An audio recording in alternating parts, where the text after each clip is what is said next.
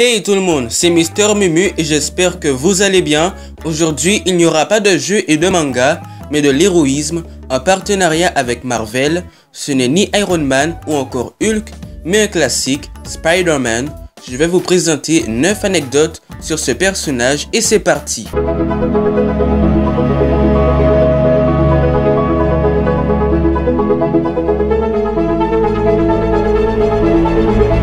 Le nom Spider-Man s'écrit avec un trait d'union. Oui, c'est un peu con, mais Stan Lee voulait que le personnage soit unique par rapport à Superman qui ne prenait pas de trait d'union. Spider-Man est devenu super-héros très jeune, c'est le premier héros adolescent. L'homme araignée est proche des femmes, il est très populaire. Par rapport aux films et bandes dessinées mettant l'amour avec Betty Brant et Liz Allen, c'est qu'à l'université qu'il rencontrera Mary Jane et Gwen Stacy. Parlons maintenant des méchants, leur création.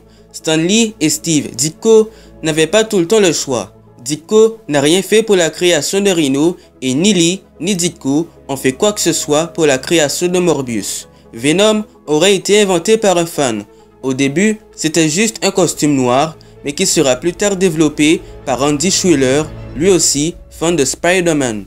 Spider-Man a connu la censure. Comic Authority Code, la CAC, a censuré la bande dessinée dans les années 70 pour la drogue, les combats et les choses pour adultes. L'entreprise a considéré que tout ça n'était pas bon pour les enfants. Au volume 1 de The Amazing Spider-Man, la drogue a été représentée dès le premier plan. Stan Lee s'est expliqué en disant qu'il montrait les effets négatifs. Même si la CAC ne donnait pas son accord, les fans, oui. Spider-Man est unique.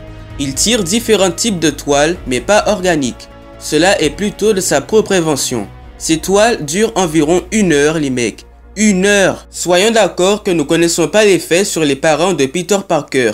Oui, certes, on sait qu'ils étaient des agents du SHIELD, un truc de sauvetage de Wolverine.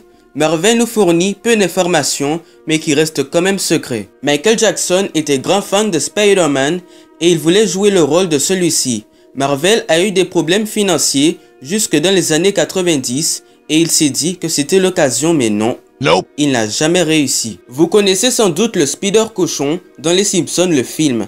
Eh bien, figurez-vous qu'il existe 10 versions de Spider-Man où le cochon y est, justement.